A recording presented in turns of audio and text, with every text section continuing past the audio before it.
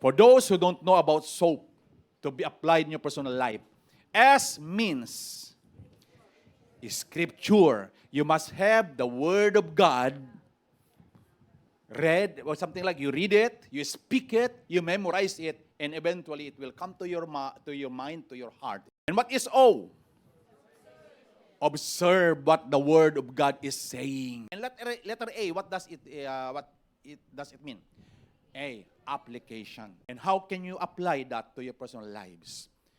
If example, when the Word of God says, do not be anxious of everything, but who knows about that? Do not be anxious about anything, but in everything, pray with thanksgiving. But the Word of God says, do not be anxious of anything, but in everything through prayer and supplication, you will apply it. Lord, I will not be anxious. I will not worry, because your word says, I will not be anxious of anything, but in everything.